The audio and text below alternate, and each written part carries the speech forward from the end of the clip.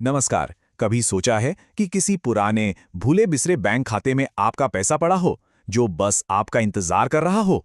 आज हम एक ऐसी ही खोज की कहानी को समझेंगे और ये भी जानेंगे कि कोई अपना भूला हुआ पैसा वापस कैसे पा सकता है।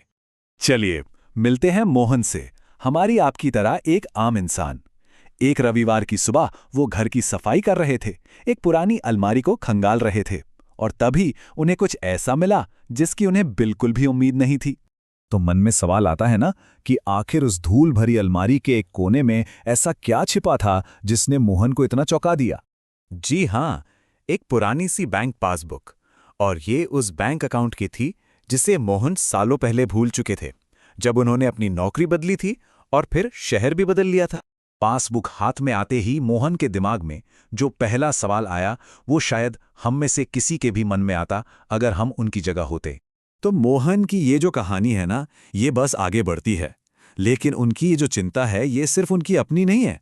ये असल में एक बहुत बहुत बड़ा मुद्दा है जिसे लाखों लोग महसूस करते हैं। और जैसे जैसे मोहन को याद आता है, उसकी चिंता बढ़ने लगती है। अरे 10 साल से ज्यादा हो गए, क्या वो पैसा अब हमेशा के लिए चला गया? ये डर बहुत असली है। और यहीं पर ये कहानी सिर्फ एक इंसान की नहीं रहती। ये कहानी बन जाती है उन लाखों लोगों की जिनके एक अंदाजे के मुताबिक 35,000 करोड़ रुपए से भी ज्यादा बैंकों में यूं ही लावारिस पड़े हैं। लेकिन इस सारी चिंता के बीच एक अच्छी खबर है, और वो खबर आती है भारतीय रिजर्व बैंक यानी आरबीआई की तरफ से, जो एक तरह से राहत और भरोसा लेकर आता है। तो सबसे जरूरी और सबसे बड़ी बात जो आरबीआई साफ साफ कहता है वो ये है कि वक्त चाहे कितना भी बीत जाए, उस पैसे पर हक हमेशा उसके मालिक का ही रहता है। ये अपने आप में एक बहुत ही पावरफुल मैसेज है। इसको ना एक बंद खजाने के संदूक की तरह समझिए। हो सकता है आप उस तक पहुंचने की चाबी भूल गए हों, लेकिन आरबीआई उस खजाने को आपके लिए पूरी तरह से सेफ रखता है। अच्छा, यहाँ एक जरूरी फर्क समझना होगा।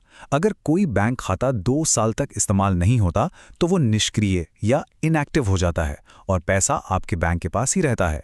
लेकिन अगर 10 साल से ज्यादा तक उसमें कोई लेन देन ना हो तो उसे लावारिस मानकर आरबीआई के एक स्पेशल फंड में भेज दिया जाता है। पर सबसे जरूरी बात, दोनों ही सूरतों में पैसा आपका ही रहता है। तो ये पैसा जाता कहाँ है? ये जाता है डीईए फंड में, जिसका पूरा नाम है depositor education and awareness fund.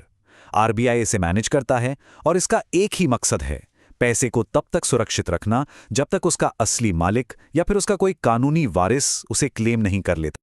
तो अब जब हम ये समझ गए हैं कि पैसा सुरक्षित है, तो अगला सवाल यह है कि इसे वापस कैसे पाया जाए। चलिए अब समाधान की बात करते हैं। और अच्छी बात यह है कि ये प्रोसेस उतना मुश्किल है ही नहीं जितना सुनने में लगता है। आरबीआई ने इसे काफी आसान बना दिया है। देखिए, बस 3 सिंपल स्टेप्स हैं। पहला, अपने बैंक की किसी भी ब्रांच में जाइए। दूसरा, एक क्लेम फॉर्म भरिए और उसके साथ अपने केवाईसी डॉक्यूमेंट्स जमा कीजिए। और तीसरा, बैंक जैसे ही सब कुछ वेरीफाई कर लेगा, पैसा आपके अकाउंट में वापस आ जाएगा। और हाँ, अगर लागू हुआ तो ब्याज के साथ। और केवाईसी के लिए आप जानते ही हैं, आधार कार्ड, पासपोर्ट, वोटर आईडी या ड्राइविंग लाइसेंस, इनमें से कुछ भी काम आ सकता है। और सोचिए, जब मोहन को अपना पैसा वापस मिला, उसकी खुशी का अंदाजा लगाइए। ऐसा लगा जैसे कोई भूली हुई लॉटरी लग गई हो, एक ऐसी जीत जिसकी उम्मीद ही छोड़ दी थी। लेकिन रुकिए, आजकल के डिजिटल जमाने में एक और भी स्मार्ट और आसान तरीका है। आरबीआई ने लावारिस जमा की जांच के लिए एक मॉडर्न डिजिटल रास्ता भी तैयार किया है। इस पोर्टल का नाम है उद्गम।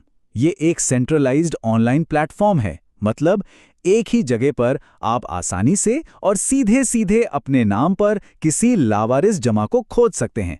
कोई एजेंट नहीं, कोई बिचौलिया नहीं, सब कुछ ट्रांसपेरेंट। तो चलिए वापस मोहन की कहानी के आखिरी हिस्से पर आते हैं और देखते हैं कि उस भूले हुए पैसे को वापस पाने से उसकी जिंदगी पर असल में क्या असर पड़ा।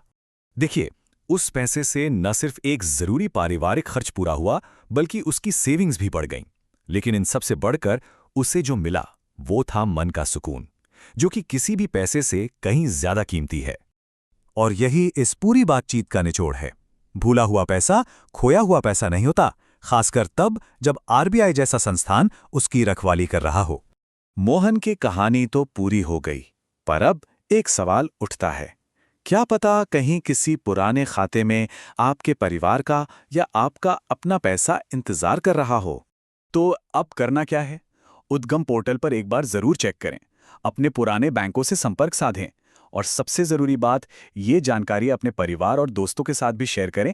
क्या पता किसकी मदद हो जाए, क्योंकि आपका पैसा घर वापस आने का हकदार है।